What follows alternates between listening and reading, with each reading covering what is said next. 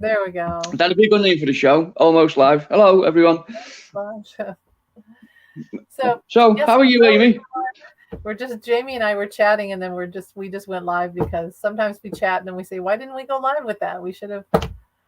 That's always we talk about the Beatles and the big news. We don't want to miss gold. What's the big news of the day, Jamie, for the Beatles? Yeah. Well, there's John Lennon biopic. Well, and done by the makers of Bohemian. So well, I'll let you tell them. Yeah. Well, as much as I know, I haven't read thoroughly on it, but it was announced today that they're doing a 4-part biopic in the perspective of each Beatle by Sony for major motion theater release by Sam Mendes, who I don't know, that's a director, I guess. Isn't there a musician too? Or Sam Mendes. Yeah, he directed American Beauty, won the Oscar for it, and he directed Skyfall and interesting. Spectre, the 2 James Bond movies. Just to give a bit of background, in case anyone's wondering who Sam Mendes was. So carry on. Interesting. Well, and so it's like, yay! But as a screenwriter who's written a screenplay about John, and Jamie's writing also this. Oh, that must be my. It's a little kind of like, well, here we go again, because we're talking about the guy who made Bohemian Rhapsody was in talks to do a biopic about John with Yoko, and that hasn't happened yet. But it's a little bit like, every time I start to write something, whatever. I'm happy. Yeah, but also a little. I think that suggests 2 things, Amy. I think it suggests 2 things. I think, which you're probably not aware of. I think you're ahead of you're ahead of the curve of what's happening creatively. I think you're tapping into things. I think you just. I think so too. Without realizing it, you're anticipating things that are going to be round a corner. That happens if you are intuitive. That's happened to me a couple of times as well. I've casting suggestions for things that I've said that would be like spot on. And that I think that's what that suggests. I think so too. As well as having your own ideas, which are brilliant, you kind of, you can see around the mountain, so to speak. I think so too, because a while back, for a long time, but a while back I started working on it, was how like Breaking Bad was a long, years long show of Mad Men. So what do you call that? A series, I guess, a major series. And I thought, what if I started writing it, a major series about the Beatles, it'd be for years. It would be an episode every week for years. This isn't that, but it's close. It's interesting. Well, I think your idea. Yeah. I don't mean to interrupt you. No, I think your idea is better than what Sony are going to come up with. I think a lot of work. Even over the course of 4 films. Yeah, but even over the course of 4 films or whatever it is they're going to do. I mean, realistically, how long will that be? 8 hours? Can they still tell the Beatles story in that time frame? I think your idea does have more kind of there's more impetus there for it to be not only like factually correct. I think it'd be more entertaining as well. I mean, I think kind of like if you're gonna tell the Beatles stories, they should do it like they've done with The Crown. Maybe change the cast every couple of because as we know, I mean, John when he was 19 is very different to John when he's 25. Who's different to John when he's 30. I mean, I don't mean they have to change it like every 5 years, but finding an actor, or in this case, finding 4 actors who are going to be sufficiently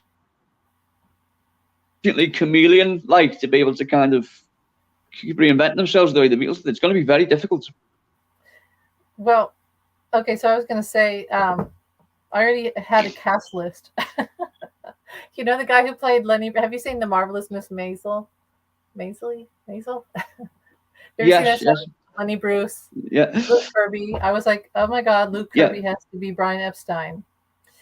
And then I watched I watch a lot of French movies because I don't know. That makes me happy or something. And so this one actor, Vincent Lacoste, I was like, he'll be perfect as John. And it's not like I think that. I think there's something outside of me that says that. And so, yeah. Whatever. That's interesting, yeah. So Luke Kirby is Brian Epstein, and interesting, yeah. Interesting enough, The Marvelous Miss Maisel. You probably know that. Yeah. I've forgotten the name of the actress now who plays Miss Maisel. Well, she's the new Lois Lane in the new Superman movie.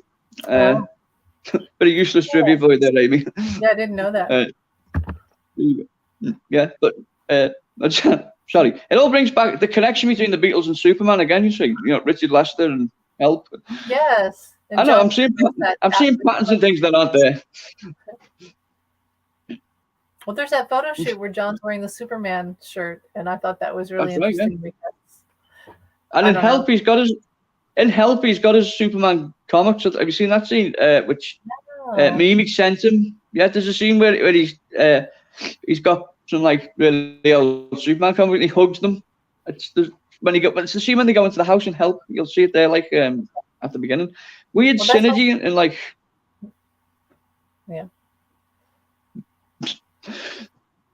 I know the scene. He has the sunken bed, and then he has the bookshelf because he's the literary Beatle, and he gets his book. Right, there's a whole bunch of his book, and he's like, oh, and he picks his book. That's right, yeah. So, this is it. I like that they've all got they've all got a different door to the same house, which is really that's a really trippy thing. Yeah. Hello, Warrior Girl. Oh, hi. What's up? What's down? What's going around? What's down? I know what's up and down. Yeah. How you doing? And yeah, that's more Elvis though, isn't it? You know that song that Elvis sung? What did he sing? Sorry, I don't know. I'm thinking of the comeback special. I'm not doing an impression of him, but it would go wrong. But yeah. Oh well, good to see you, Warrior Girl. Anywho. Yeah. Hi, Warrior Girl. Thanks for showing up. And can I ask a question, Warrior Girl? What is the genesis of your name, Warrior Girl? That would be interesting to know. Each time I speak, kind of fascinated to know how you arrived by Warrior Girl. It's an interesting name.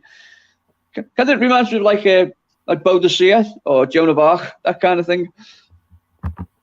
What is it? Doing happy to see you alive. Doing okay.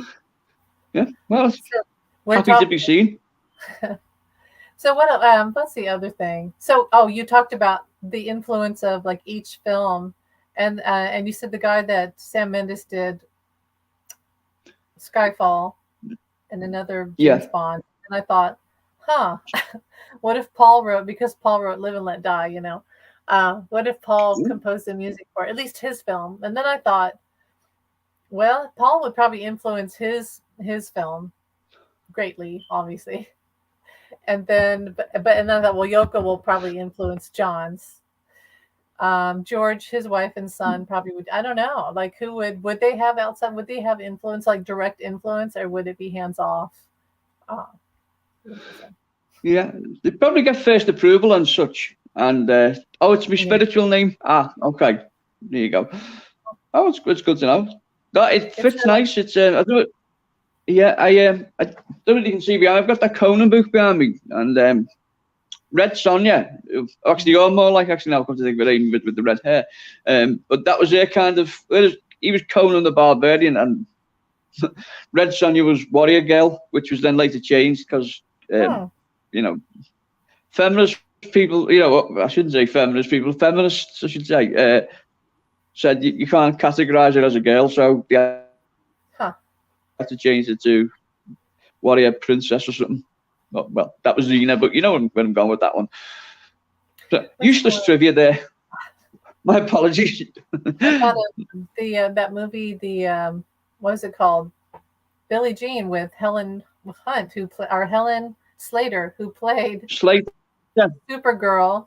They're all coming together now, and the Legend of Billie Jean. Yeah, the Legend of Billie Jean. That was, yeah, that's a great movie. You were born with blonde with strawberry. Lucky you. It sounds pretty. Strawberry. I was as well. Yeah, I got strawberry highlights in my moustache now. I don't know if you can see that, Amy, but Yeah. I was gonna like darken it, but it would look like a fake one, you know. Oh, she loves little known facts. There you go. It's good to know. So, what little known facts? Do you know what story about? Go ahead. I was just going to say, no, you did that with the moustache, then, Amy. Bit of, yeah. No, Stanley Kubrick when he was making Doctor Strangelove. Do you know the story? Well, when he was making Doctor Strangelove, yeah.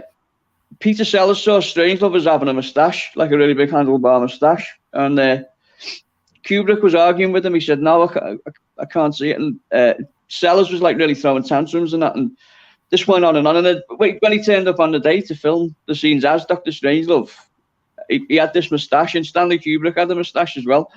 And yeah, and so Kubrick eventually said to him, "Look, I just don't see the character with a moustache, Peter." He said, "You know, you've had one as Mandrake, and yeah, it's not going to work." And he said, "Okay." He said to Peter Sellers, "Love the stash, yeah." Come back to that in a second. But yeah, it's just he said to Sellers, "Okay, I'll do you the deal. If I shave my moustache off, will you shave your moustache off?" And Sellers said, "Okay then. If that's a deal," he said, "but if I shave mine off, you've got to shave yours off." So Sellers went and shaved his moustache off, and then came back to the set looking like he does with Dr. Strangelove. And then he said to Kubrick, "Right, now you've got to go and shave yours off." And Kubrick went like that and peeled it off. It was a fake moustache that he put on because he knew that he knew there was going to be a battle between him and Sellers for him to get to shave for this character. But of course, Sellers loved that because he liked jokes, so he took it the way it was meant. It wasn't like kind of, you know, and in other occasions he probably would have acted like a diva or something, or, you know, flounced off if it was a Pink Panther movie or something like that. But thanks for saying you love the Stash Warrior, girl. So I know it just makes me look gay. I know it's very hard for me not to look gay, though. I don't think that. Thank you. Do not think that. Not that it matters, but we don't think. I don't think that it looks like that. But if you make a Village People biopic, I could be in that. Yeah, I looked up last year. I said how many members of Village People were gay. Because not that it matters, because I don't care. I'm like, you know, I'm good with that. And not all of them were. I thought maybe every single one was. Yeah, and you know, when some of them found out they were, it's ridiculous, isn't it? But when some of them found out they were perceived as gay, they took offence to it and were actually like, it just hasn't dawned on them. You know, it was camp as Christmas. Yeah, maybe so. Yeah. You know, camp as Christmas is an English saying. That doesn't translate into America, does it? Probably. It means if someone who's I can say gay without actually being pronounced with it. You say, "Oh, he's camp as Christmas." That's what it meant. So they must have known amongst themselves, you know. But yeah, it's a funny story I think about Sellers with the fake moustache, and only Kubrick could get away with something like that. I think, you know, I think he wouldn't have stood for it with other directors maybe. Oh yeah. Do you like Kubrick? We haven't really discussed Kubrick much, Jamie. I think that I haven't given him as much of a chance, and it's weird because I have, you know, a lot of Gemini in my chart, and you think my Gemini mind would be all into that, but for some reason, it's a little bit too much for me, and I don't know why. Even though I admire it, and especially, you know, Peter Sellers' performance in that movie is insanely good, but I think it's just a bit too much for me. I'm not sure why. Maybe I'm a little more on the softer side for some reason. No, I agree. I'm with him. My favorite Kubrick films are about the performance. You know, sometimes, as good as it can be, sometimes I think directors can become too indulgent, which, as good as he was when he was being indulgent, it still is indulgence. You know, and 2001 is like mesmeric and hypnotizing, but at the same time, does anyone really know what's going on? You know, it's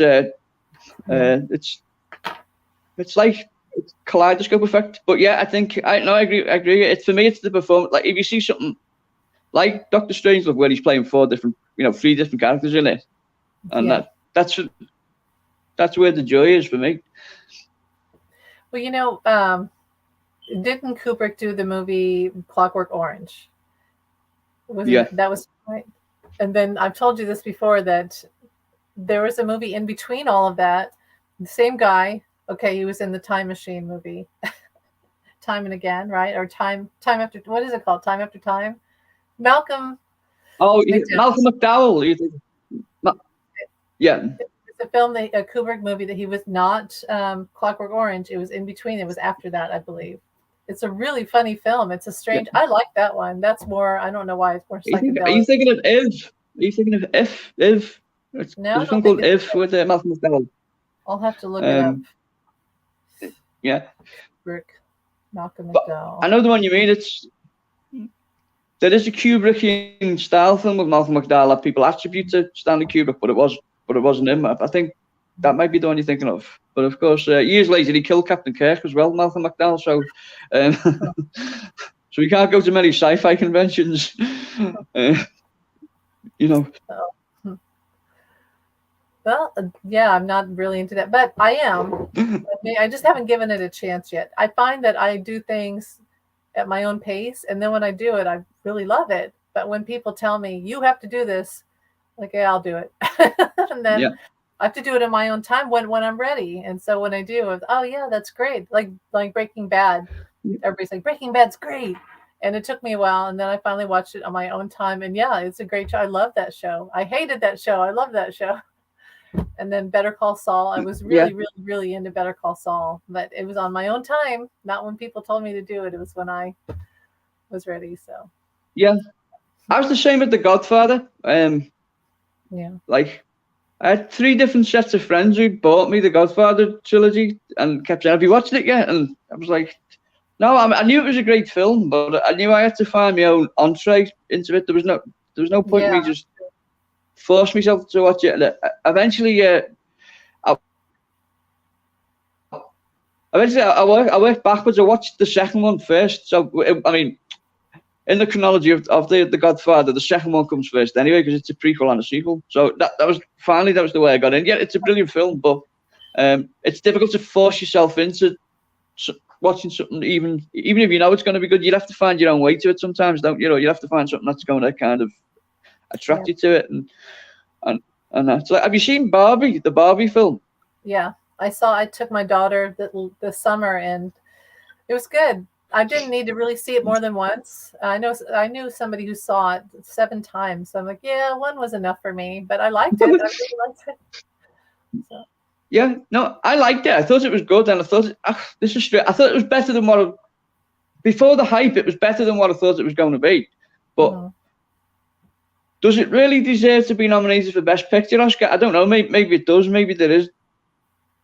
I think the vision that Greta Gerwig had. Reason for it, But, yeah, I think Greta Gerwig had a great vision, and she carried out so much that made it was so immersive and complete with everything that she did, the set and all the characters, and then I think it did in that respect. Now, was it a movie that was a really Killers of I think Killers of the Flower Moon is going to sweep the Oscars. Yeah.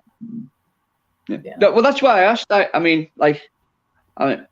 was asking. I mean, did it mean? I wasn't saying like, no, I don't think it did deserve to be. That I wasn't being sarcastic about it. It's like, I'm interested to see why people should think it should win. It did something emotional to people. Yeah. And I love the Marvel. I love the Marvel Universe too. I'm interested in where they're going to. Yeah, I'm more of a Star Trek fan than Star Wars, I'm being honest. But I love the Marvel Universe. But I'm interested in where they're going to go, Marvel, now, because they've kind of they had the build up to starting with the first Iron Man film with Robert Downey Jr. They had this brilliant march to the conclusion which they came to, which is, spoiler alert if you don't know what happens there, maybe, but Iron Man's death essentially. And they're going to bring him back a bit. They're going to bring Robert Downey Jr. because he's the highest grossing superhero actor of all time, and just on financial terms, they're going to bring him back. They're going to give him whatever he wants, and they're going to bring him back because audiences want to see him. But it's going to be interesting to see how they get to that point. I've been indifferent to the films post Avengers Endgame, which I thought Avengers Endgame was fantastic, and also, I mean, it's amazing when you think that like there was 15 films involved. I don't know, but do you remember Battlestar Galactica? Did you say? When I was a kid, they used to show I loved it. Yeah. And Buck Rogers, and I have to say that I was way into Buck Rogers for some reason. I really liked that show, and I think it just had enough. And I also like Mork and Mindy. Maybe that's that weird. Oh, I love Mork and Mindy. Yeah. Well, that was it. You know what? I've been offered this Robin Williams project, and that was one of the things that kind of, like I said, it kind of, in theory, that frightens me, sort of playing him, which is a good thing. I don't think you should always be too comfortable, but like one of the things that made me think I want to do this was actually watching Mork and Mindy, because that was when I first discovered Robin Williams, which I think a lot of people discovered them. It's normally Mork and Mindy or Popeye that they discovered them with, those two things. And he was great in Popeye. Yeah. You know, have you seen Mork and Mindy in Happy Days? You know when he made his first appearance? I probably did. There's a reference in there somewhere that, I think I do remember that. And the cool thing about Robin, I remember when they had the scandal where he was caught with cocaine and all that, and it almost ruined his career, but he came back, and maybe that's why they brought Jonathan Winters in to sort of distract everyone. But I don't know. He survived all that. He survived it. I was watching Robin Williams at the Actors Studio, and I know that the host, James, I can't remember his name now, he has a moustache, and he said to him, when did you think that your drug addiction got out of hand? And he said, well, when I was waking up naked at like 3 a.m. driving a tractor, he said, through Wyoming, he said, and I'd been in Hawaii the day before. He said, that was when I thought, perhaps best get a grip of this before it kills me. So it's like, I think, of course, don't mean to keep bringing us back to Superman, of course, but he was Christopher Reeve's best. He was like, they were almost like brothers. In fact, maybe more. They, well, Robin Williams paid for a lot of his treatment, which isn't widely publicised.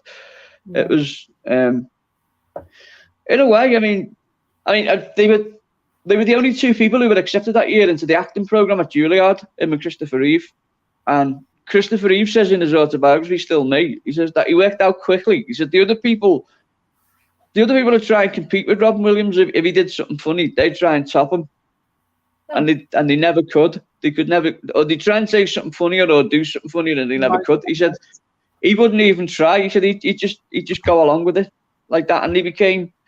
And I think throughout Christopher Reeve's rehabilitation, there was, post accident, I think Robin Williams was a great source of comfort for him and inspiration. And it's just sad, isn't it, that he himself in later life, he didn't have a Robin Williams that he could turn to himself, when he was at his most down and that, and that's the most tragic thing about it. Yeah. What's your favourite Robin Williams movie? It's Mrs. Doubtfire. Hello? Well, Amy has disappeared. So I'll just talk for a bit. I don't know if you can still hear me yet, Warrior, but my favourite Robin Williams movie is I'd say, well, there's quite a few. I like The World According to Garp. I don't know if you've seen that, The World According to Garp. I think that's a brilliant. I think that's just a brilliant comedy movie. He's brilliant in it. That's kind of the start of his acting, his movie career.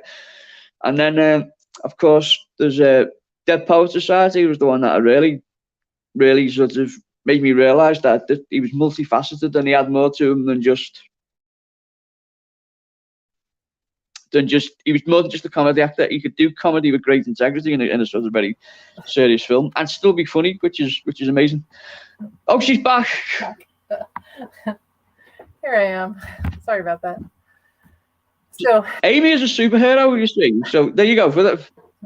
There was a car accident outside that she had to go and stop, but she's back now at the speed of light. Is it Superman 3 where it's the Richard Lester directed, or was that 2? I think it's 3. He did both. Okay, yeah, he did 2 and 3, yeah. And then so he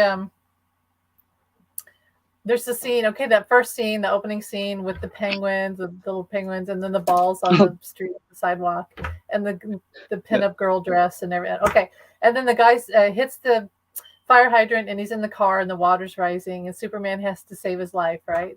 So he peels off the sunroof, and you can see it's so obvious that it's just a rubber thing that he just peels. It's really kind of crappy the way they film it. That always bugs me. It's just so obvious. I think, it's. I know what you mean. It is. It's very kind of. I mean, I know it's meant to be a joke, but the scene where he skis off the top of the Empire State Building, and lands on his feet, which is kind of. I can take that a Kryptonian can take it like a run and jump and fly, but I don't think a human would survive that. I know what to do, and they're trying to like parody Superman with the pink cloth and that, but. We were just talking then about Warrior Girl just asked then the question, what's your favourite Robin Williams movie? And hers is Mrs. Doubtfire. So I was saying the first one I liked when it was first seen, it was The World According to Garp. Did you ever see that, Amy? Yeah, I've seen that. That's a great with movie. John Lithgow. Oh yeah. And that's brilliant. But the one that got me that's a great one too. Oh yeah, Vietnam. Yeah, I love Good Morning Vietnam too. Yeah, but I'll come back to Good Morning Vietnam. But the other one that really excited me is, and it was actually one of the movies that made me want to become an actor, was Dead Poets Society. I was going to say that was like that really spoke to me. That's a great movie. It's that's one of my all-time top 10 lists. Like, I could realize you could be in that film. You could be. It just speaks to his genius, what he was as a screen presence. He could be funny even in serious roles in a serious film. He could. He was like he would stick out in that and stuff, and that film might have been a lot more long-winded without him in it. But I think Robin Williams was just what it needed, just to get the right, the balance right. And Good Will Hunting, of course, which he won the Oscar for. That was brilliant too, in many ways, winning the Best Supporting Actor Oscar was a hindrance to his career, though. He was great in it in Good Will Hunting. He was fantastic in it, but it kind of, as he said himself, he found it difficult for a while to get. Yeah, well, he found it difficult to get leading actor roles after that. He just kept, in like kind of acclaimed sort of comedy dramas with supporting characters. Automatically, they went straight to him, and kind of it was around that time when Jim Carrey was kind of in prominence as well, and even though they were good friends. Well, I mean, Jim Carrey idolized him, and Jim Carrey, if you heard Jim Carrey talking about Robin Williams, he said like he used to get kind of nervous around him and stuff like that. But the press were keen to create this like myth of kind of they wouldn't want to be in the same room and that, and neither of them are that sort of person. Hey, Jamie, if you look up on the corner, what would it be? It would be your right corner of the screen. I think you should see a blue box that says comments, and if you click on it, you can see the comments like I do. And what I do is do you see them? Okay. If you click it shows the comments in a big sort of stream, like a chat stream thing. Yeah, actually, yeah. Okay. And then if you ever want to add one, you just click the plus for show. If you scroll over it, it says show or hide. Yeah. So actually, then you can do it that way. Yeah. Okay, I'll bear that in mind. Yeah. So it's comments. Yeah. Mm-hmm. Right. Actually, yeah. There you go. It's come through now, Amy. Sorry, I've gone off. Sorry. Oh, sorry. Yeah. Okay. I'm. Thanks for that, Amy. Yeah. That way you can think of, if you want to see one because I may not get to them all, and that way you could see one and you could click it too if I. Okay, brilliant. Yeah, stay ahead of the game like that. So yourself then, what are your favourite Robin Williams performances then, Amy? Well, all of those. I think Dead Poets Society. There's just so many. I mean, how do you pick one? And it kind of goes through his whole career, because you would say at a certain time, The World According to Garp was a great movie, but then Good Morning Vietnam is a great movie, and then Dead Poets Society is a great movie. And there's one that sticks out in my mind, and it's where he's the Russian guy that comes to America and tries to defect, and he plays it so sweetly, and I don't Moscow on the Hudson. Yeah, that's it. I thought he did a really good job in that movie. Yeah. Oh, yeah, he was brilliant. Yeah. Well, that's for someone who's like kind of, his detractors would tell you that he's too OTT, but he could be really subtle when it was required of him. He knew the value of the relationship between the camera and the person in front of it. It was like the camera will pick up something, whatever you're doing and stuff. And I think he was a great kind of, he understood that perfectly. He was a movie star in the best tradition of that. But we spoke about him before, but I've been studying Sean Penn as well for a project coming up, and going back and watching Sean Penn's like first 5 or 6 movies. It's just unfortunate, really, that Sean Penn was he was labelled Mr. Madonna. I think that because of that, if he hadn't been married to Madonna at the time, he would have been looked at as more of like the sort of the young Brando that he was, rather than kind of too bad so-called the bad boy of.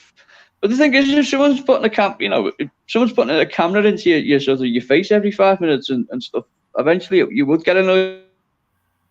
I'm not sure everyone would react in the way that like he did, but for someone who he didn't like that attention, they knew how to rile him, I think. And once they got him riled, they had the story then that they could then sell to the newspapers and stuff. So he was kind of unfortunate in that kind of respect. That like the kind of gutter press followed him everywhere he went and that. But if you see Sean Penn's like first 5 films, like Fast Times at Ridgemont House, and which you're a fan of, aren't you, Amy? I think we spoke that about. If you go from that to Bad Boys to Falcon and the Snowman to At Close Range, and he's like a different person in each film. That's like true talent to be able to do that. And I think just ties in what we're saying about Robin Williams. I think even though it's fundamentally it's Robin Williams in every film he makes, he is a different character in each film. And Good Morning Vietnam was brilliant. It was a revelation, wasn't it? So I know I'm realising I sound like Roger Ebert here, and I apologise.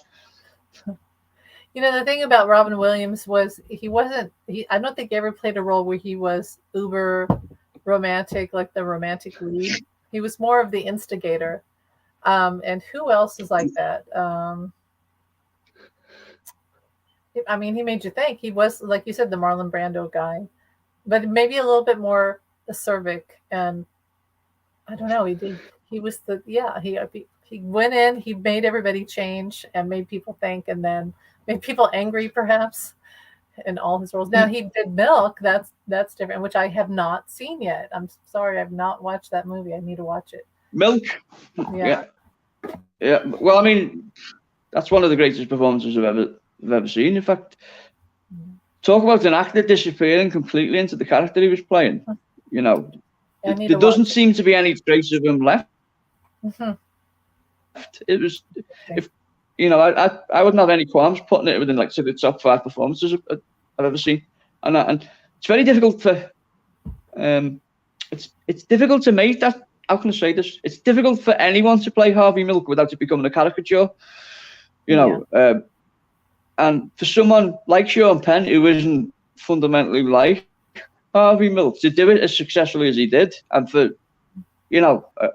I know people who were talking about it before they saw it, and I think they went to see it hoping that they were going to laugh at it, and they were certainly confronted with this great performance, and therefore, but sorry, who is your guy's least favorite actor? I'll let you go first, Amy. Oh, there's probably a few. Okay, so nobody get mad at me, but I'm not a big fan of Johnny Depp, and I understand people love Johnny Depp. And I used to watch 21 Jump Street. Me neither. Yeah, but there's just something about him that I don't like. I think it's weird, but also maybe William Dafoe, because he's just so annoying. But I loved him in Spider-Man. I thought he was great in Spider-Man, but William Dafoe, he just gets on my nerves. I just do you remember that film Body of Evidence that he was in with Madonna? And I don't think I watched it.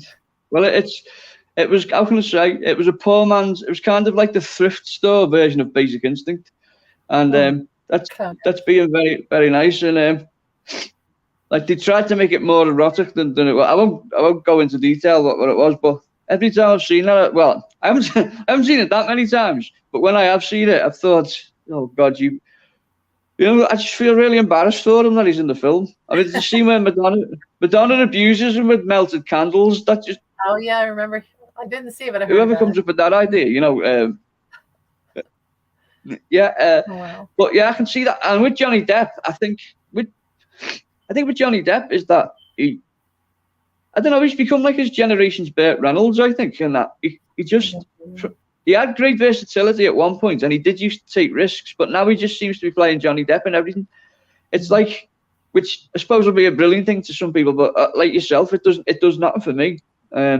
It's like if someone told you, well, Johnny Depp's going to be in, I don't know, Pinocchio or something, he's going to be playing Geppetto in Pinocchio, you could basically in your mind's eye, you could see exactly how it would be. And I think he has become kind of fatigued and lazy with it. But I think, like yourself, Amy, I love Gene Wilder's version of Willy Wonka. Yeah, and and I remember Johnny Depp and Tim Burton came out and they were really critical of Gene Wilder's performance. And I can remember thinking to myself, well, if people are still talking about your version in 20 years' time, you've done a good job. But I don't think anyone looks back on his version of the character as anything less than a sort of like curiosity. Whereas Gene Wilder's performance is still like really kind of innovative, and it stays in the memory and that and stuff. But yeah, that's how I feel with Johnny Depp. I do feel like he has in the past he has displayed great talent, and he has shown versatility, and he has surprised me a lot. But I've become kind of very jaded at what he does, and it's kind of like I said, it's like I think he's like, when a boxer goes on one fight too many, people are saying, why does he keep fighting? He keeps getting beat. That's how I feel a bit with Johnny Depp. It's sad. It's for me, from an actor's point of view, it's sad to see him kind of doing that to his career, and that kind of thing. But my least favorite actor, I felt the same way about Adam Sandler. I felt that he kept he kept playing the same part in kind of, same part in the same kind of film. It was a different take each time, and that's kind of annoying that like he's doing that, because he's got a loyal fan base who would go and see him whatever he did. And I thought he was kind of, he was kind of lazy. How about you, Warrior Girl? Who was your least favorite actor? It'd be interesting to see. No. There's got to be a few. There's just some people you're like, next, when you're scrolling through movies, I'm not going to watch that one. And I'm like that with Johnny Depp. I'm like, next. And I don't know why. I wish I wasn't like that, but it just too bugs me. No, I'm the same. Yeah, I feel pretty much the same as what you just said there. I used to get, when I was at university and I was studying acting and that, and, you have to do theses on actors and stuff. I always surprise people by just. You might hate me for saying this now, Amy, but I always so in his early career, I always valued Sylvester Stallone as more of a talent than what he became. I think at some point in Stallone's career, I think he became a parody of himself, and he became a joke. But if you see those early, like Rocky, Paradise Alley, films like that, Nighthawks and First Blood, Rhinestones. Oh yeah, Rhinestone's amazing. No one believed that. I used to tell people about that film, and no one believed that it existed. Country and Western musical starring Dolly Parton and Sylvester Stallone. Ooh. And Nicolas Cage is Warrior Girl's least favorite. Also Ben Affleck. Ben Affleck, yeah. But Nicolas Cage, of course, brings us back to Superman. You know that story, Amy? Nicolas Cage, he was cast as Superman, and Nicolas Cage was cast at, just going back to that, but before I tell that story, I mean, that's similar to, I think, to Johnny Depp. I think he was kind of, there are parallels in their careers. I think they were kind of innovative. At one point, they were innovative, and they took challenges and risks, and they did that a lot from film to film, and they were interesting to a certain audience. And then at some point, they just became blasé and kept repeating the same thing again until it becomes parody. probably more so, I think, in Nicolas Cage's case. Despite having the Academy Award, Nicolas Cage is probably not maybe considered higher than Johnny Depp as a thespian, if that makes sense. But yeah, he's reached the point now, Nicolas Cage, where he has become kind of, self-parodying, I think. But even so, I can remember when he was getting critical, people being baffled by why he was getting it. People saying, like, I just can't understand, like, where the acclaim's coming from. I think with Nicolas Cage, people don't realise that he's in on the joke. If you know what I mean. I mean, you might still dislike that Warrior Girl, even though you are aware of that, or that might be a lot of, like, no kind of sort of benefit to you them doing that. But normally, what Nicolas Cage does is self-parody. He's sending it up, which is fair enough. But when he's doing it in a film that you're supposed to take seriously, it really clashes with it, and it just comes across as, like, poor performance, unfortunately, I think. But yeah, no, Nicolas Cage was cast as Superman in 1997 in a film called Superman Lives that was going to be directed by Tim Burton. Now, Tim Burton and Superman just don't sound like the sort of marriage made in heaven, I don't think. I mean, you could argue if Tim Burton operating at his best that he would do a good job with any subject matter, and that. But I don't know, Superman for me just doesn't seem like a subject that he'd be suited to. What do you think, Amy? Do you think Tim Burton's a good fit for Superman, or? Well, he always has to, like you said, he does something and then he makes it completely his own, and then he dogs the original that everybody loves. So I kind of have a problem with that, because I generally like the originals better. And it's like, okay, you can add to it and do it your own way, but you don't have to put down what came before you. So it kind of bugs me in that way. Like, I don't like the new Willy Wonka movie, and well, it's not new anymore. There is a new one, but the one that Tim Burton did, I just feel like after a while, it's all becomes the same, almost like Pixar, where everything kind of looks the same, or Disney. And to me, it'd be great if he would expand a bit more. But that's his style. He's in his style, and people like that, and that's great. But to me, it's just not something that I really care that much about. Maybe I'm a snob. I can be a bit. I never cared. That's true. Yeah. Just reading what Warrior Girl says there. I'll read it out loud. I never cared about or knew who Johnny Depp or Robert Downey Jr. until I saw them in the Pirates and Iron Man movies. But other than those, don't really care either way about them both. Yeah. Okay, well, I'll just give you to speak up a little bit for Robert Downey Jr. I've mentioned it to you before, Amy, I think. Look, the point that I wanted to become an actor was where acting as a kind of profession really blew me mind. Because my granddad one Christmas Eve took me to see Chaplin, the biopic that Robert Downey Jr. played Chaplin in, and we loved the film and it was brilliant and stuff, and really enjoyed the film. Looking at it now, it's not a perfect film, and in fact, it's not even the best possible film he could have made. But I thought his performance was amazing in it, and it stayed with me. And then a couple of nights later, he was on a talk show in Britain, and I realised he was American. And up until that point, with Robert Downey Jr., I'd assumed he was like classically trained English actor, and he was English. And the fact that he was American really blew my mind, and it made me want to see the film again. And then I watched it again, and that made me appreciate the sacrifices he'd had to make to give that performance, to get Chaplin to do it as well as he did, because it's playing Chaplin, it's one of the most difficult things you could do, to take on all the aspects and to do it well. So from that point of view, from an early age, he was a great inspiration. However, I agree with what Warrior Girl is saying, in that I've kind of, like Johnny Depp and like Nicolas Cage, kind of become jaded with him playing Robert Downey Jr. again and again.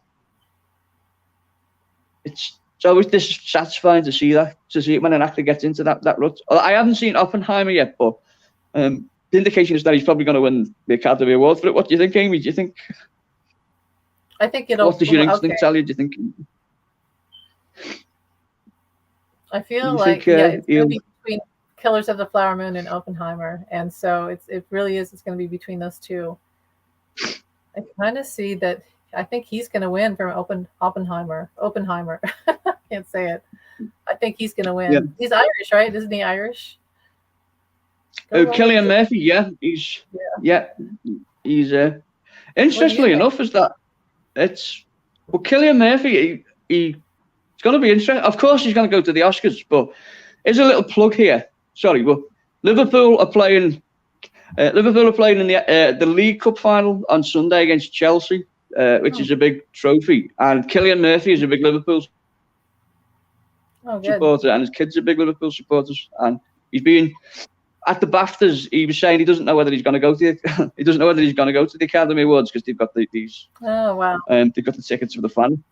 I think he should go to the Oscars. I think because there's no guarantee Liverpool are going to win, but there's no guarantee he's going to win. But it's not like every year you get nominated, is it?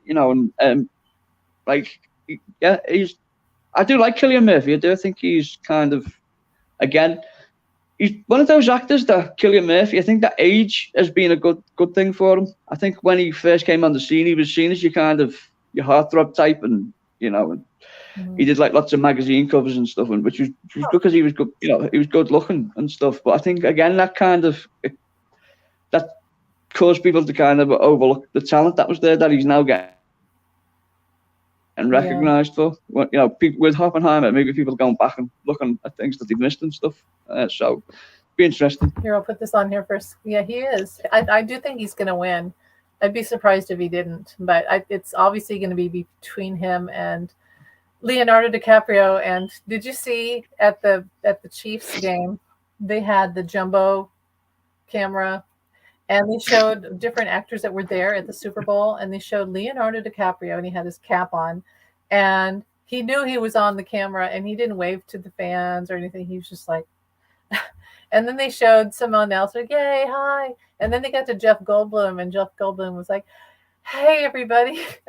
So, the difference in personality of, my fans want to see me. So, hey, everybody. And Leonardo DiCaprio is a great actor, but maybe not such a great human being. It's kind of turned you off watching some of his work, to be honest. I think if he was to win,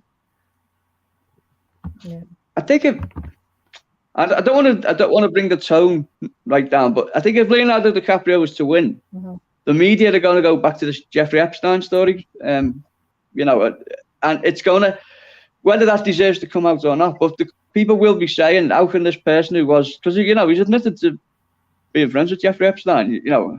What Prince Andrew did was pathetic. And there's a million times worse than anything, that we know of that DiCaprio did. But I think if he did win, and I think in the same way that the sort of the Will Smith backlash after he smacked Chris Rock. I think if Leonardo DiCaprio was to win, I think people would start asking questions then, and it maybe it'd be better for him if he didn't win. Maybe it'll give him a bit more kind of time on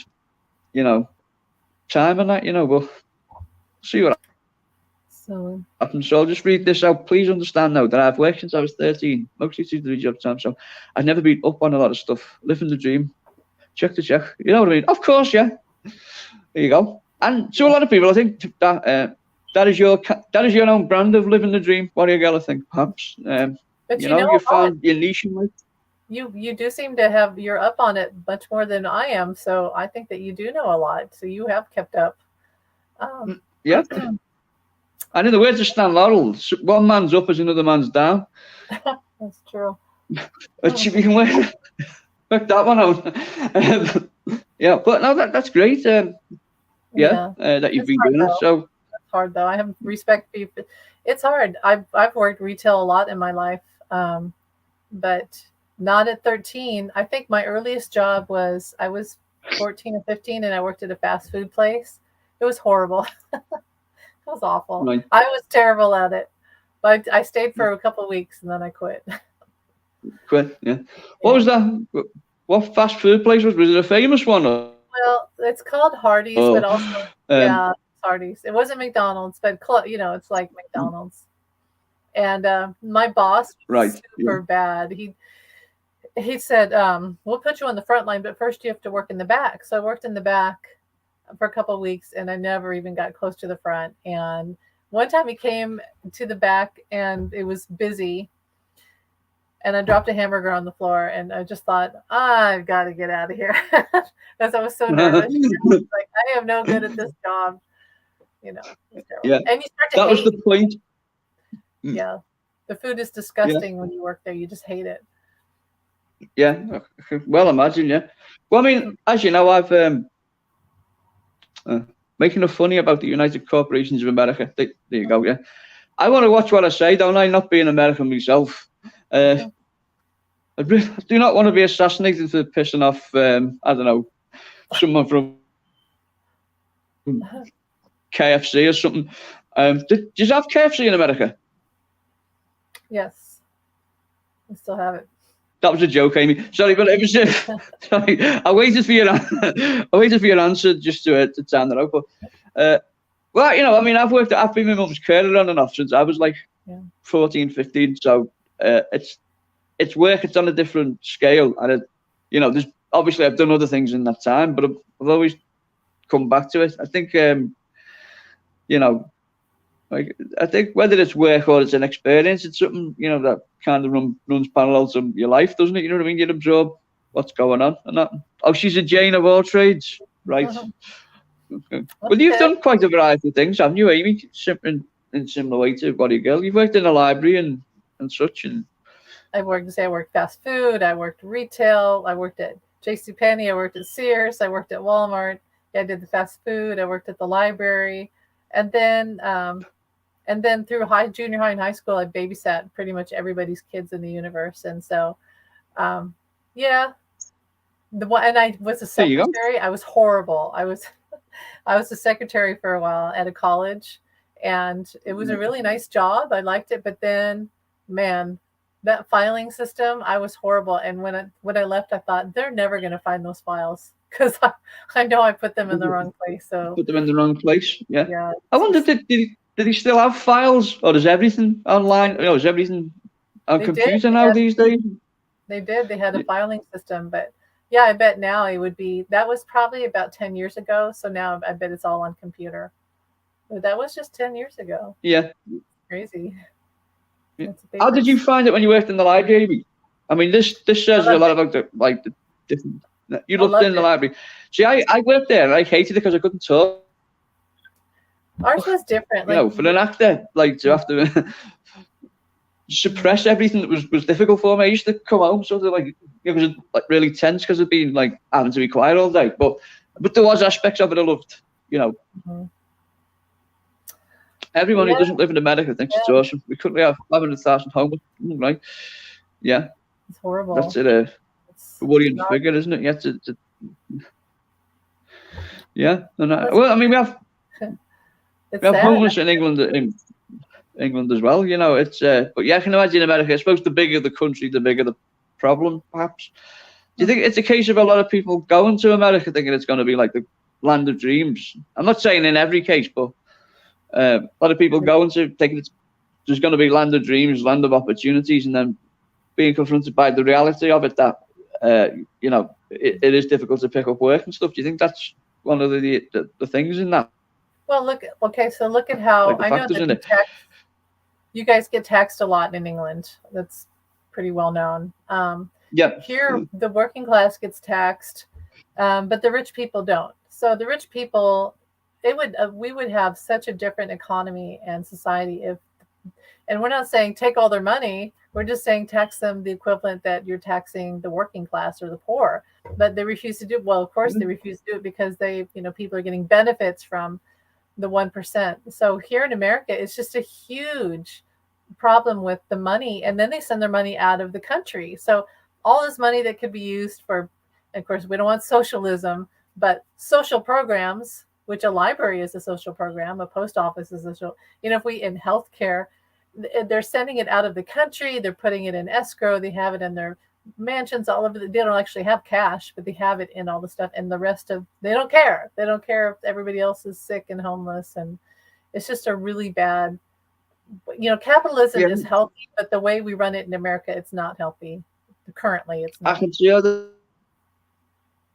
I can see how it would be unhealthy and how it could be detrimental. I mean, for me, if I ever became uber rich, it would be my pleasure to in this country, it would be my pleasure to pay tax because I knew in some small way I was helping somewhere along the line. You know, and you'd think, not that I'm being critical of America in any way, but you'd think with it being one of the richest countries in the world, you think that a lot more people would have that kind of outlook on it, and that. So it's kind of a shame to see that. In fact, I didn't realise that it was to that extent until you've just said it now, Amy, that the rich don't get taxed. You know, and it is unfortunate because there is a lot of money to be made in America and such. Yeah. Am I making any sense, or am my Scouse accent rumbling tonight? My apologies if it is. Should get subtitles underneath me just in case. No, you're fine. It's just Americans. It doesn't include immigrants. Okay, so immigrants. I knew a girl who she would help do taxes for immigrants, and she would help them get driver's license and things like that. You know, she would. Yeah, I mean, it's, what can I say? I don't know. I'm not an immigrant. My family comes from Ireland, so my great grandmother was an indentured servant. So, you know, I don't know, but I have that in my family. But yeah, all I know is that some of my favorite people I grew up. My best friend in high school, they were Puerto Rican, and I spent all my time at their house. I mean, I told you, JV, I was there all the time. Yeah. And so I got to see, I was immersed in that a lot. And I remember working with a woman, her name was Sindora. And so I think she was Indian. And she would send a huge chunk of her paycheck back to India, to her family. And she was so sweet to me. She gave me a ring, and she, you know, she was real. I just love people. So, you know, but isn't it the phrase, I know this is not fun, but in the eyes of Spirit of God, that the meek shall inherit the earth, and its money is really invisible. I hate money. I hate it. I hate how it suffer when we don't have it, and then we're whatever. It turns people into. Well, I mean, that reminds me. There was a program with 45 on that he did over in this country, and I don't know if this got showed in America, but it was like a child audience, and one of the children said to him, "What is it you love the most?" And he thought about it, and he said, "I think the thing I love the most," he said, "is debt." Which he said, "I love it because I can play with that and I can use that, and I was like, you know, and stuff." He said, I just love that. He said, "There'd be like, you know, 4 favorite letters together, make the word debt," which I thought was a very strange. Surely, as the leader of America, you should be trying to eradicate debt, not, you know, not that I want to criticize him, but, you know, like, I thought it was a strange thing for him to say, you know, and that. So let's read what you girls think here. Less contingent to survival poverty here, yeah. I mean, if any of us had a magic wand, it could change all of this. I mean, this is why I'm an extreme Democrat liberal, because this has gone back. This is before Obama. I mean, this is, you know, when Obama became president, all of a sudden they had the what do you call it, the Tea Party, which was like, we're angry, and they had protests because they didn't want to be taxed. They weren't even the 1%, like what they were being used to fight for the 1%. And it's like, chill. Yeah. Where were you when we were talking about healthcare and homeless people and the war and all that? But where were you? They didn't help. They didn't care. But when you start to touch their money, that's when they give a shit. So that's when they. Does Obamacare still exist, or is that being completely done away with now? It does. It has problems. Like people, you know, you get on it and you don't know what it's going to cost. And then you might get taxed at tax season. So there's issues with it. It should, you know, the problem is they messed with it and it never came out in its full capacity. So I think in time it'll be better, but right now it's still a little. And right now there's also a thing called Amazon Healthcare where you can go on and pay $9 a month on Prime and have some prescriptions and online doctors. So it's evolving. Like this healthcare thing in America is starting to evolve. So that's interesting, Amy. Has 45 made a comment on that? How he feels about that? He probably Amazon Care does. He hates it. He was so mad. Well, yeah, that was. Go ahead. No, I was just talking over you. No, I want to hear. I like you. The floor is yours. Well, all I know is that he really hated Obama. He was jealous of Obama. It's clear. And so for Obama to do this big, huge humanitarian thing and leave his mark on America, on humanity, on society, history, 45, his first thing that he wanted to do was get rid of it. But then John McCain, who had a conscience, I've channeled John McCain before. And I remember when it was a vote, it was like a midnight vote. And I prayed. I remember I was like, please stand over John McCain and the whole House, Congress, whatever it was, and have them do the right thing. Have them not take, because 45 wanted it abolished completely. No more health care, no more Obamacare. And John McCain was like that deciding vote and kept it. That made Trump so mad. He was so freaking angry. That's why he hates McCain now. That's when he did the thumbs down thing, right? Am I right, Amy? That's when he did the thumbs down thing, and it really pissed Trump off, didn't it? When he did that, yeah. But it's by the grace of God, I think it survived, and it's still here. So 45 has never been able to dismantle it the way he wanted to, which, haha. But it does need work. It needs a lot of work. You can't get everything you want in life, Donald. That's right. Yeah. So he rose to 1 to 10% with him. Yeah. Well, it was a vermin in our White. I got the phrase "a usurper criminal president" about 45. I asked Spirit. I said, "Spirit, tell me exactly what you think of Donald Trump." And they said, "A usurper criminal president." I was like, thank you. That's what I thought too. Wow. That's no mincing words on that. Yeah, absolutely. I felt as well.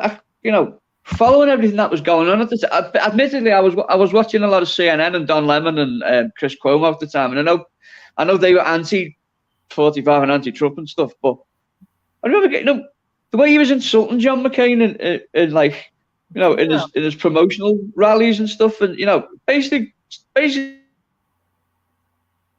saying that John McCain fabricated the story that he was a war prisoner at the time, and so for someone who didn't even, wasn't even enlisted, it seemed like a really kind of terrible, I can say that, like a ratish thing for someone to do, and just seeing that, knowing that the man had suffered the way he had, and for Trump to just be dismissive of it was difficult to watch. That was from my sort of vantage point in England. Yeah. Yes, McCain has a conscience. Yeah, I'd agree with that, Sharon. Yeah. Hello, Sharon. Hi, Sharon. Thanks for being here. We're probably not going to be on here too much longer. It's 4:04. We started off talking about one thing and ended, but that's okay. That's how this goes on this channel. Yeah. Your Liverpool accent came out there, Amy, when you said 4:04. 4:04. I always see, what's funny? I see a lot of things on license plates, and I'll see 808, 101. It was uncanny. Angel numbers are 111 or 44, and that's true. But then I get a lot of I get 909 from John a lot, and 117, 711, 606. I get those. But then I also see the 404s and the 808, 707. Those mean something, and I don't think a lot of people understand that. Those are weird spiritual numbers too that mean, whatever. The other meaning to them, and it's kind of, because he was going back to John. He really, the number 9, he was conscious of the importance of his life, wasn't he? He knew that. I mean, it wasn't just something that someone picked up on after his death, and I think maybe that's why. Maybe that's why he had so much confidence in 1981, because 8 and 1 would be in a 9, and he foresaw big things in 81, didn't he? Here's a question then. Using your intuition, Amy, would he have gone on tour, do you think, eventually? Had he lived? Would he have done this tour? Would it have been, it'd been worldwide? Would it have been? Well, so I tried to picture him maybe at Live Aid, things like that, maybe. And then I kind of had an image of him being kind of like Bob Dylan at some intimate auditorium with a guitar, just him. And then I could hear him say, I was too nervous for that. I could never do that. I could never do a solo show like that. He said that his best times and what he would do again is something like Hamburg, just crazy. He said he would be more recording, not concerts so much, but explore things with recording. Yeah. Well, that's the great tragedy is like there's a million tragedies to John's death, but I mean the fact that the video, the music video was coming into its kind of zenith just at the point he was killed, wasn't it? And like he would have been someone who really would have been able to utilize that in a great way, and who knows what video masterpieces he would have done, and that would have acted as live performances and that. Well, okay. Do you think? Go ahead. I was just going to say, would he have wrote with Paul? Do you think again, or do you think he would have wrote with Paul? Well, he has written with. Well, yes, of course, yeah. But living, would he? Yes, he would have, but his life would have had to have changed considerably to do that. So yes. So Yoko so they would have had to make sure there was no amps for Yoko to sit on, and then if that one was going to go ahead. That's one of my favorite stories. The biscuit story with George. Have you heard that story? Yeah. Where Yoko took the last biscuit. Have you heard that story? Okay, so. Oh yeah. Yeah. And George was like, she took the last biscuit. You tell her, because I couldn't. Well, I can't remember. It's something like there was one more biscuit, and Yoko sat on the amp or something, and she ate the last biscuit, and George just like, I've had it, and he got out. And I think that's so funny because a British person, you're probably waiting. He was waiting for that biscuit with his tea, and then it's gone, and Yoko took it. And when you watch Get Back, there's so much toast. I find that so funny how much toast and marmalade they go through, and Yeah, they're addicted to the little things and sort of little quaint British things and stuff. I like Derek Taylor when he's talking about that. The biscuit incident. Do you know what Derek Taylor had to say about it? No. Well, he came in after the chaos that happened, and he was trying to find out what had happened, and someone had said, there'd been a bit of an altercation between George and Yoko, and when he asked John about it, he said to John, he said, John, what happened? And John said something like, fucking hell. He said, sorry for swearing. He said, George grew the fucking 8 arms of Shiva, and he said he chased Yoko on a flying carpet.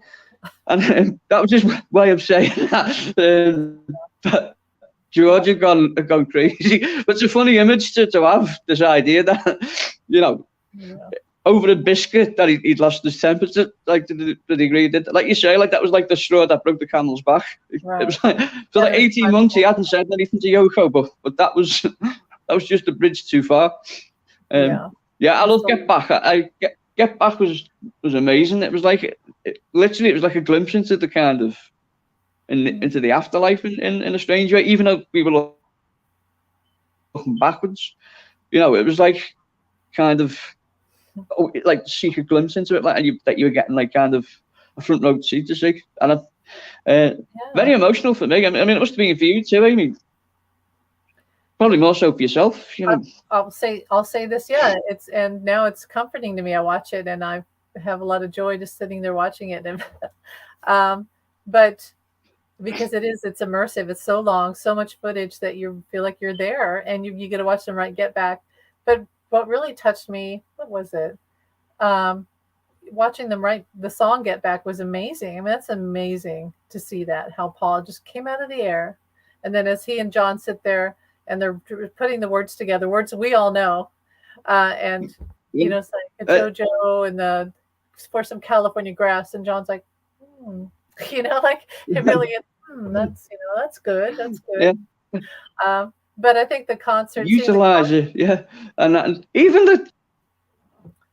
the throwaway stuff, like nobody's got my rock and roll finger is bleeding. That's like, even that's like as a throwaway joke, it's like there's genius to it, even though he's just having fun, and that, and I like it when he keeps introducing the Rolling Stones as well. Yeah, throughout the Rolling Stones.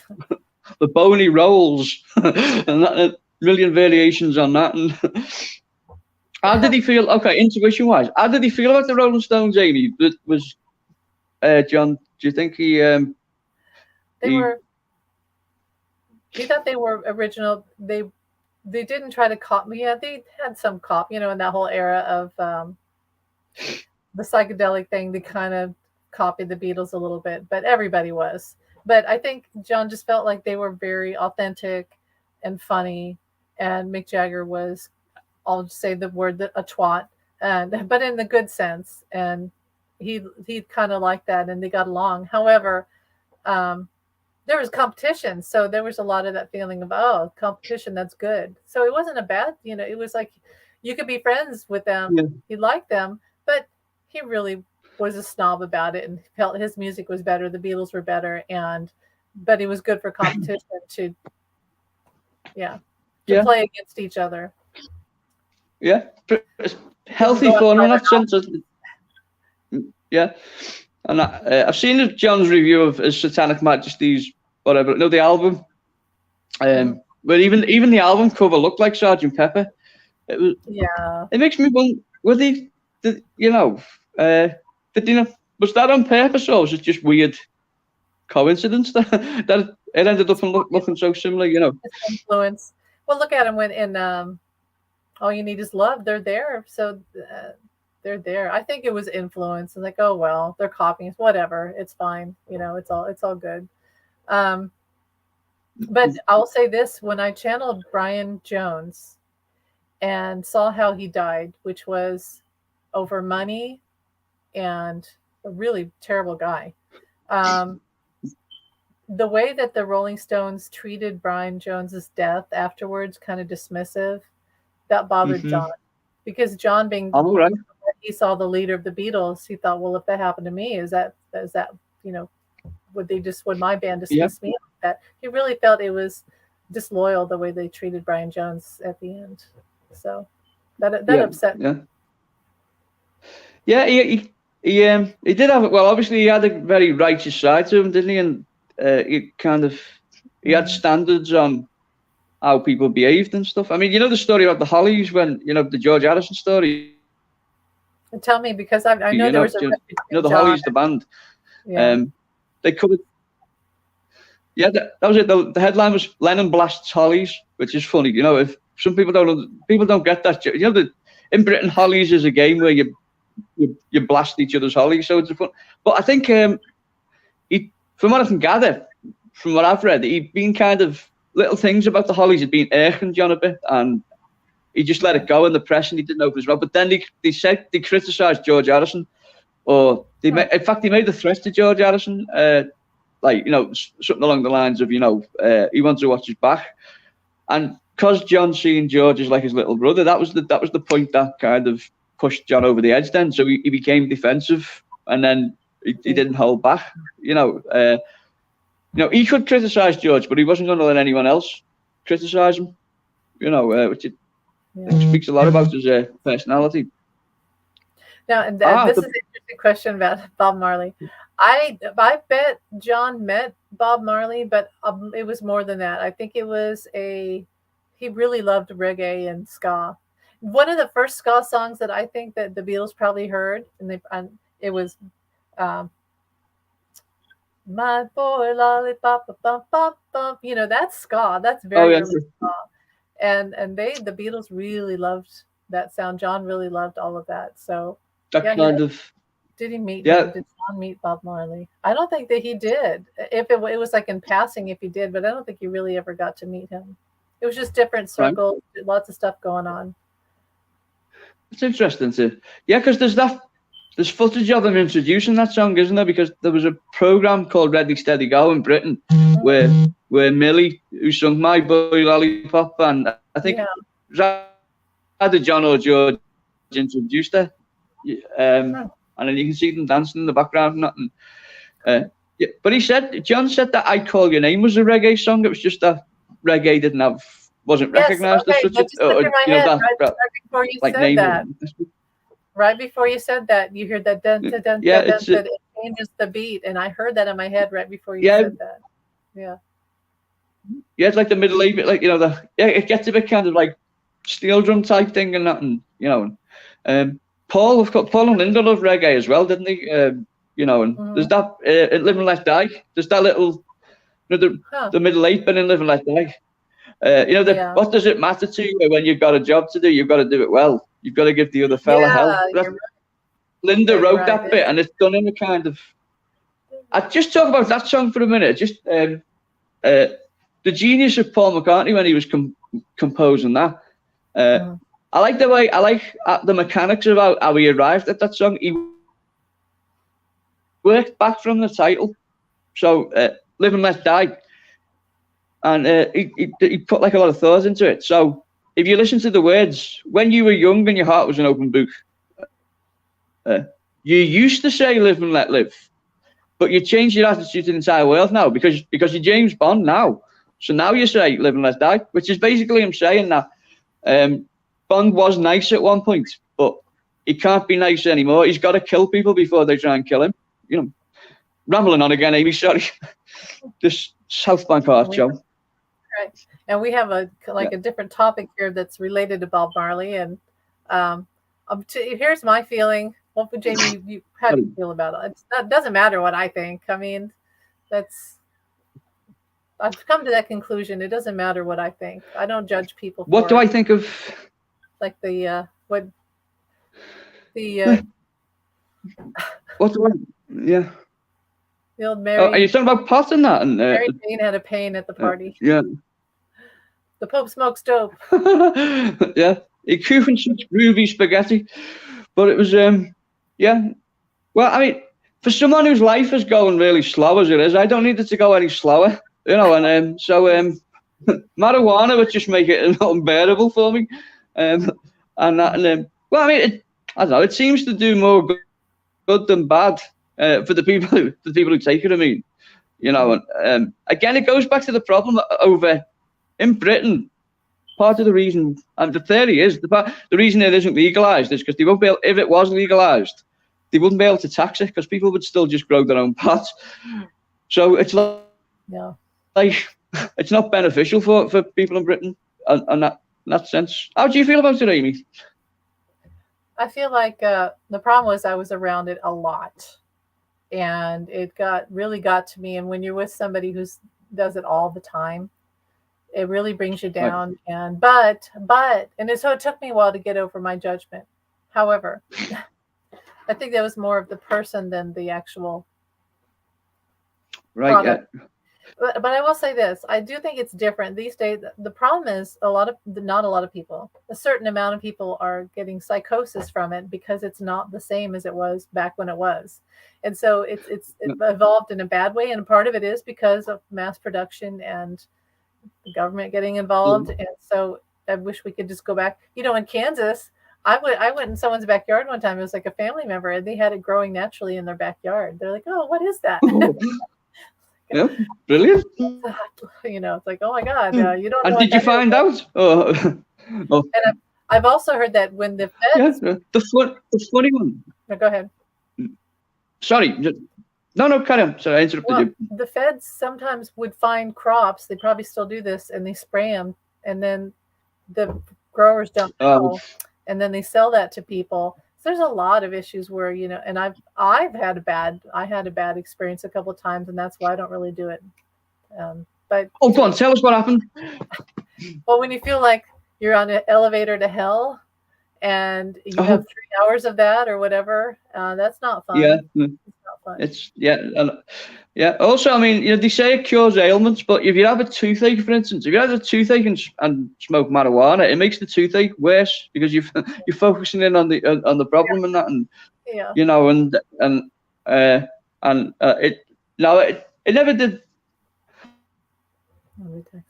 Well, I mean, I've had good experiences on it. I've had bad experiences, you know, but you know, but it's the same with, like, you know, with Coca-Cola and sorry, I'm quoting John on the Dick Cavett show there when he said, you know, the famous thing, drugs were no more an influence than popcorn or Coca-Cola. I forget what he named, like a lot of things. Yeah. I know. they tax it. They tax it in America. Do they? Yeah. So they actually tax it, marijuana. Yeah. Yeah, I live next to Colorado, and it's legal in Colorado. Right. You know, it's stuff like, and people with gummies. You know, I mean, when you see people and they're just like, their eyes are, they're stoned. But here's the thing about it too: it doesn't really make you high; it makes you low. That's so. Yeah. But I don't, you know, it is to each their own, and whatever anyone. And when people have pain, when people have PTSD, I understand, and I don't. Yes, it helps that. So it can cause paranoia and different types of panic attacks, but it can also help. So it's just a balance of, and that's for my body, your body, we're different, so I don't judge. It's just my theory is don't do it all day and sit on my couch, you know. That's just my little rule. Peel yourself off the ceiling. But yeah, no, it's a good point, Amy. You know, it's seen as like one blast covers all, but it, like you say, it affects different people in different ways, which I think people aren't educated on when it's being so. But you know, Jaleel White, you know, Steve Urkel, you know, who we talk about an awful lot. Sorry, I always bring him up. Don't all roads lead back to Urkel, but he has his own cannabis factory called Purple Urkel, which is when I first heard about that, I thought that's got to be a joke, but it's a real thing, and apparently he makes millions of this cannabis factory. So so good luck to him, you know. Right, so Warrior Girl, it's the only thing I'll use for my nerve damage pain. I understand. Okay, that's interesting. And PTSD, I totally. If you don't mind me asking me, go ahead. Yeah, that's interesting. So, what are the benefits then? Just like while we're talking about it, I mean, what are the benefits of cannabis over, say, painkillers that you get in like opioids, for instance? Is there a difference, Warrior Girl, if you're listening? And like, what's been your experience there? How have you arrived at the point that that's the best option for you? Oh, right. So you refuse big pharma opiates. Okay. Is there a reason for that? Is it mistrusting big pharma opiates, maybe? In fact, I watched a program the other week about the Tylenol. The Tylenol. What is it? Tylenol, is it? The Tylenol murders in Chicago in the 80s. You know, God, that's a heartbreaking yet terrifying story. That one. Oh gosh. You know that story, Amy? Well, of course you must. You know. Bunch of strokes in 2000. Okay. I'm sorry, Warrior Girl. I hope you. Yeah. Yeah. Sending strength your way, Warrior Girl. Yeah. Hope you. You are a Warrior Girl for sure. Absolutely, yeah. Right. So she's seen too many people lose their weight taking big pharma opiates.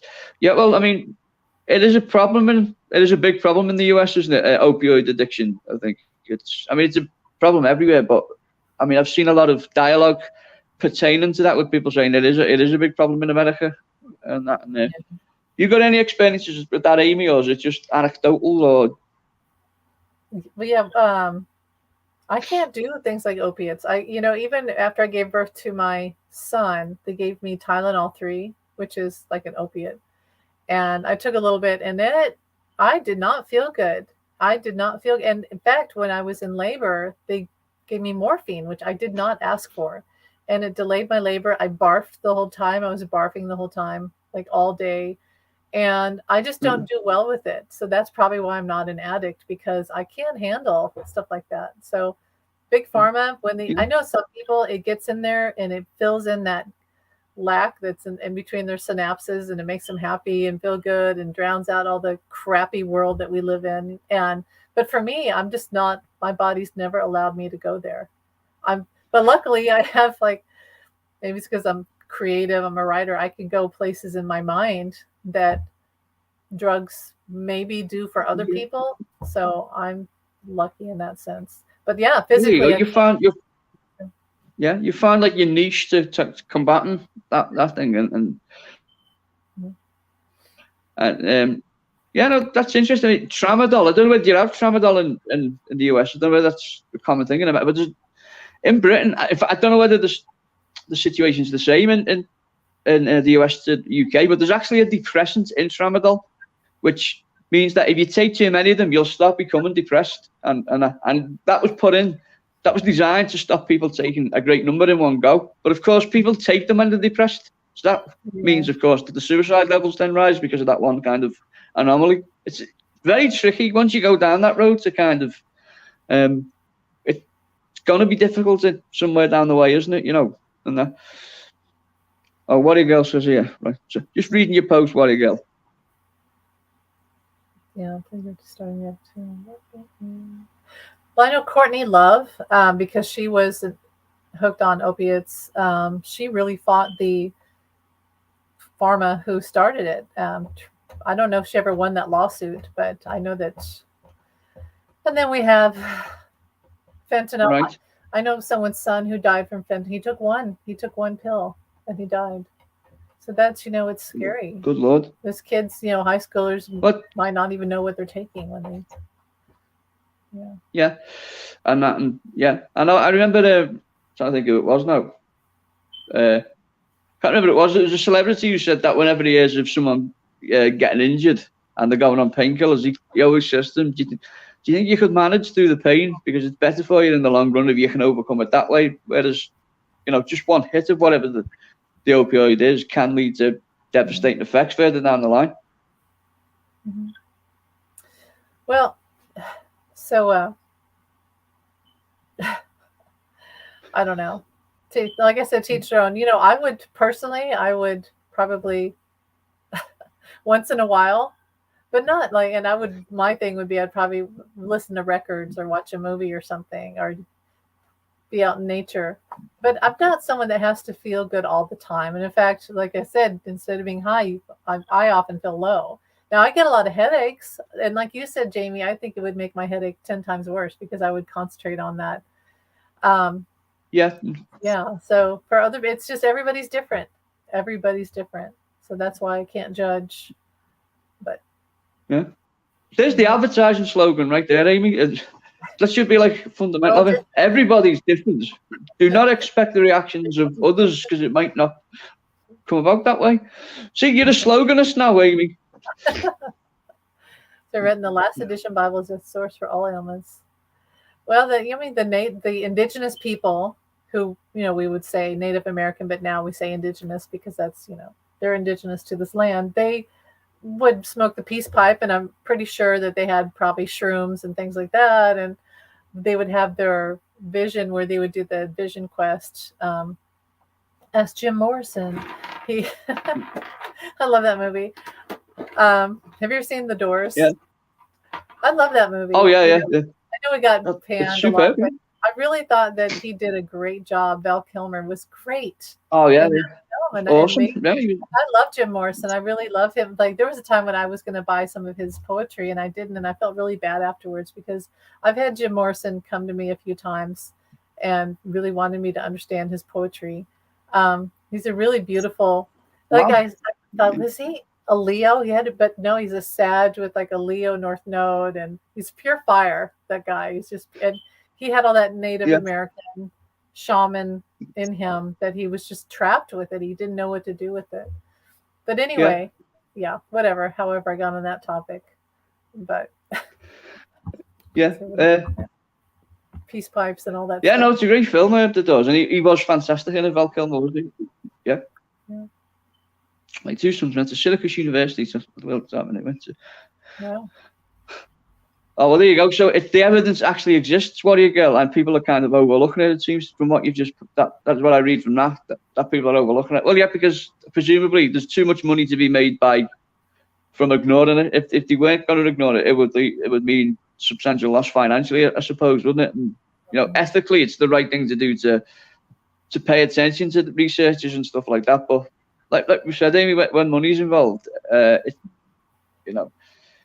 takes a lot for people to turn their back on, especially, people who are financially motivated and the big companies and such.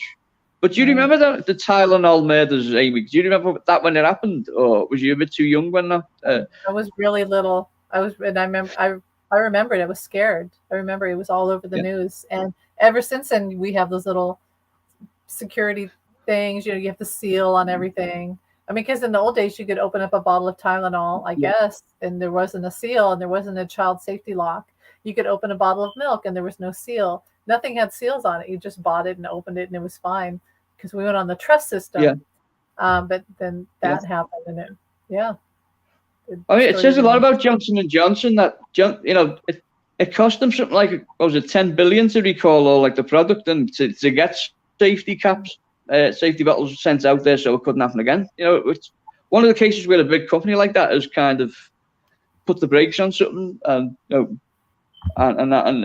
but yeah, I mean, they still haven't got the person who did it, have they? They still don't know who it was. Oh, that's brilliant, Sharon. Jim Morrison's favourite one. Great. So did you watch him on the Ed Sullivan Show then, Sharon? Would you have been in the audience? Oh, yeah, that was cool. Yeah. I love that. Yeah. Oh, they got them to change the lyric, didn't he? Yeah. Well, it's come on, baby, bite my wire or something. Yeah, well, that's what they joked about. So Ed Sullivan says beforehand, oh, boys, you can't say light my fire. And they're like, what are we supposed to say? And they say that in the film. I don't know if they did that in real life. What are we supposed to say? Bite my wire. And Jim's like, we're not going to change the lyrics.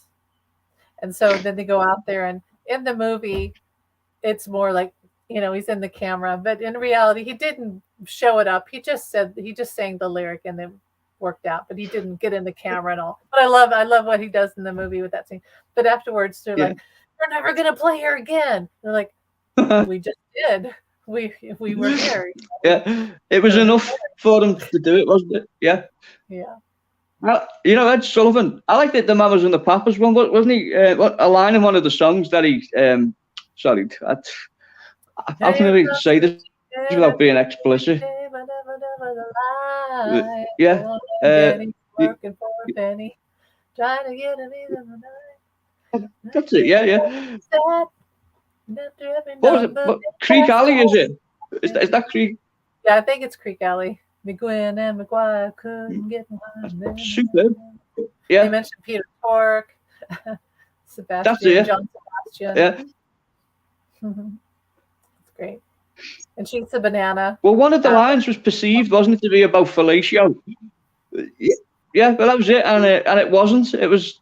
So when she did the thing, she was eating a banana, which was more explicit than what the lyrics were. It was obvious what she was, what she was like trying to necessify there by doing it and that.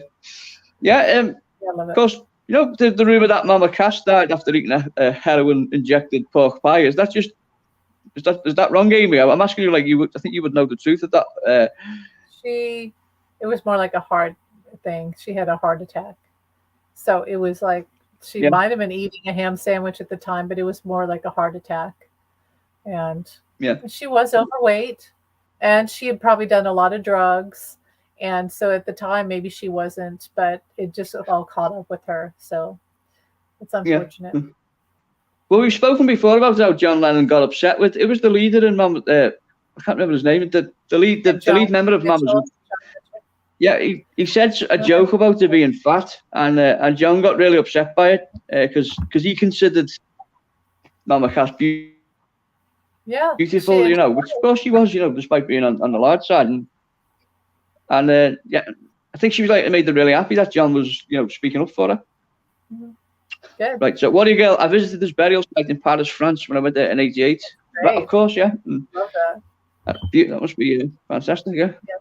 He was. Jim was a hottie. I agree. He was hot. I'm straight, but I agree. He was he was an Adonis.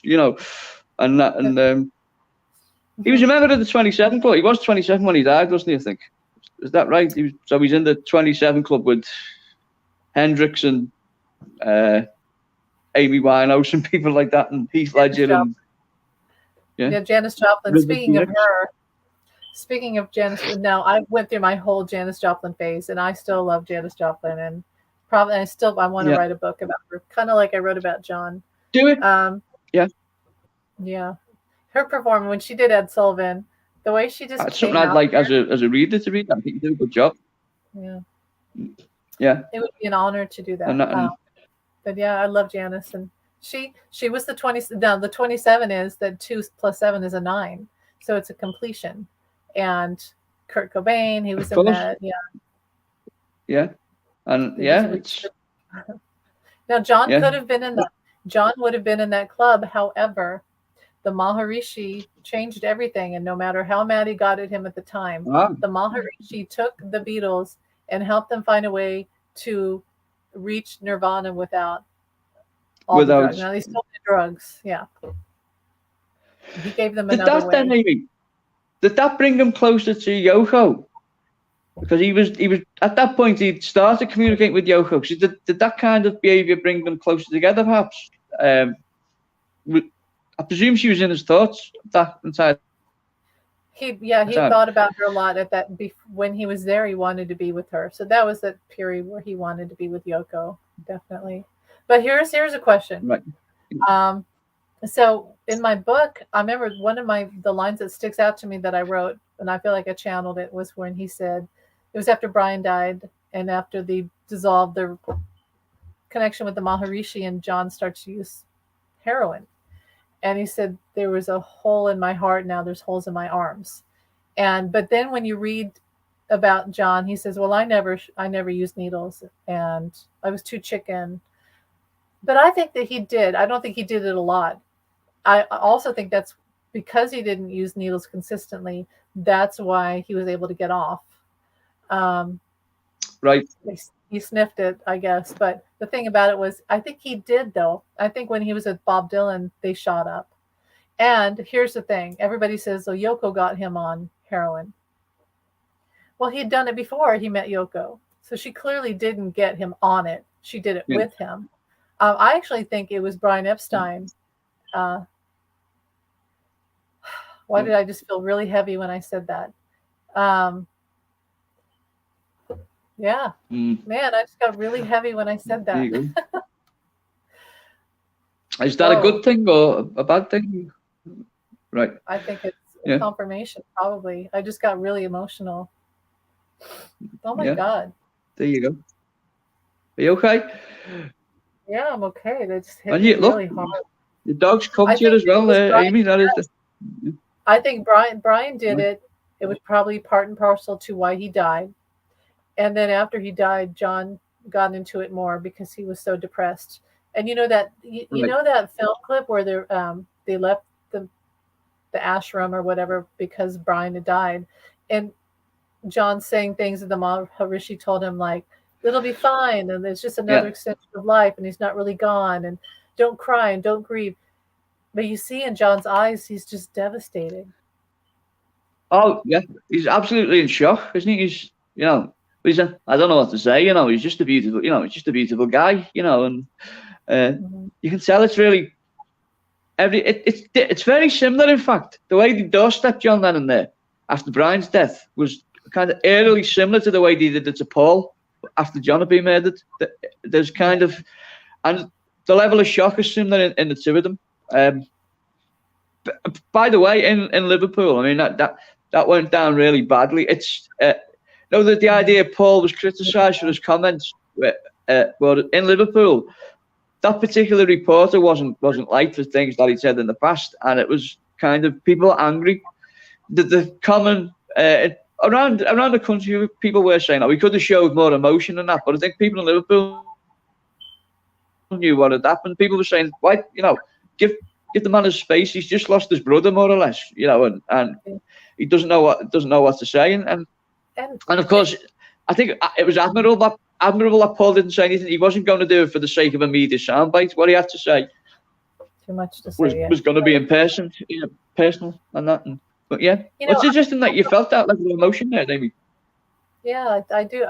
It's something I've been thinking about lately, where I was going to actually talk about that. Who got John on heroin, and the way that I reacted there tells me that I was right. Because So you think it was Brian, yeah? That was really, it was Brian, and it was his inability to handle his grief over Brian dying that made him get into it more. And then that kind of connected him with Yoko, because Yoko, it's like, and I see Breaking Bad, I see that scene with Jesse and his girlfriend. Remember when he and his girlfriend, so it's kind of, John and Yoko were kind of like that, Very interesting. So but go ahead. Intuitively, Oh, sorry, carry on, Amy. You're more interested in what I was going to say. Sorry. Well, I was going to say the other day I was thinking about Paul and how, like you said, afterwards they gave him grief because he didn't say, "Oh my God, if John died, I'm like, what am I going to do?" He was like, "Well, it's a drag." But you have to understand with Paul, his mother had died, just like John. He and Stuart may not have gotten along perfectly, but they were friends too. They were in the band together. Yeah. Brian Epstein died too. Paul lost him, and then Paul loses Linda. Paul had to learn to survive through not grieving all the time, and so that was his ability to survive. It's to react. Yeah. When Linda died, he was completely devastated. I think that's the one time when he allowed himself to completely lose it, probably. Yeah, I think he's showing a level of composure when they get him that day, because he looks to me like he's about to tell him to fuck off, which would have been within his rights to say. Like there's a scene where they said, "What did you record today?" And he went, "I didn't record anything. I just went. I wanted to listen to something." And they said, "Why?" And he went, "Well, because I didn't feel like it." As if to say, "What's it got to fucking do with you?" That's what it seems to me like he wasn't at no point was he going to say anything bad about John. His problem was with them kind of. Also, he was probably in fear for his life at that point as well. Right, and probably with like good. There was one policeman there. I mean, so there was security after the Dakota as well, and that didn't do a lot of good. What could one policeman do theoretically if another nut job turned up and decided to, to off Paul? And of course, he said what he had to say about John in Here Today, didn't he? I think that was like a really lovely, best possible tribute. Yeah, I think so. And I've said in Flowers in the Dirt, there's that song, My Brave Face. I think that's about John. I think there's a lot of songs Paul's written about John. And he might say, "Oh, I don't think I was." And then he would go, "Well, actually, actually it was about John." So it's interesting. I know. So here's a question, Amy. Was Brian in love with John? Or is that just he actually was in love with him? Right, okay. And John loved him too. I think that John struggled with that, but he did love Brian. And if it was today, he'd be like, "Oh yeah." But John was more attracted to women, obviously. So there's that. But and we've talked about this before. John was an artist and kind of different. So of course he'd be like David Bowie. But what Liverpool's like. Is it that easy to be gay in Liverpool, especially in that era that no, it's John not. came up? Yeah. So. Well, I mean, I'm the victim of homophobia myself, and I'm not even gay. So it's like, okay, bye, what are you, girl? Yeah. Speak to you next time. I miss you. Sayonara. Yeah.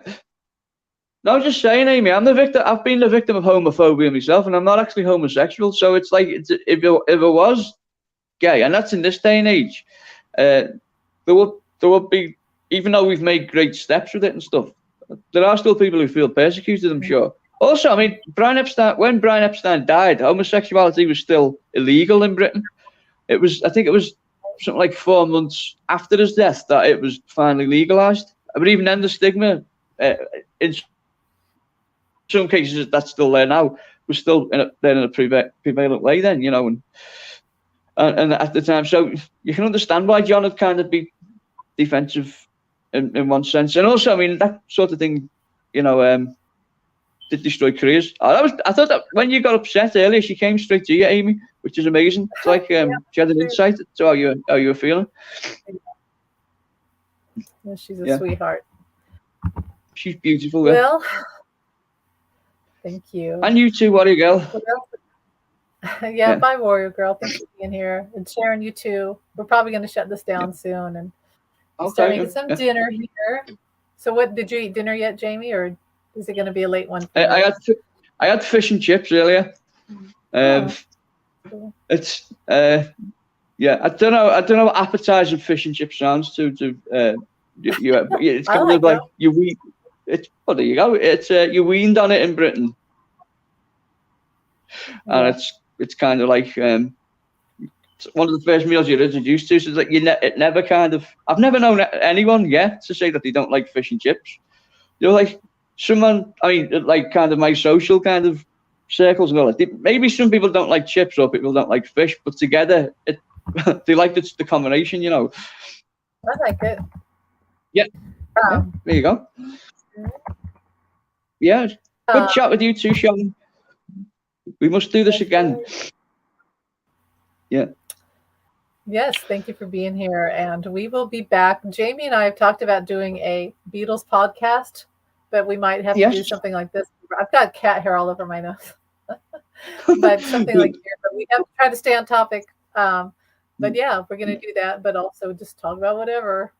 We like your questions when you guys come in. That helps us too. So. Yeah, and we're grateful that you're here to listen and to offer, aren't we, Amy? And yes. Like, even though we're the principal host and you can only see us, you make a big part of the videos that we do as well, because as you can see, it's you're providing content and that. So we're always happy to answer your questions. Amy. Yeah. Right. Okay, then. Well, Amy, should we? That's a wrap. Shut this down. Okay. Good night. Yeah. Good night and God bless. Yes. And when the world needs us, like the Avengers, we'll be back, won't we, Amy? Yeah. We'll be back. All right. Bye, everybody. Farewell. Well, bye.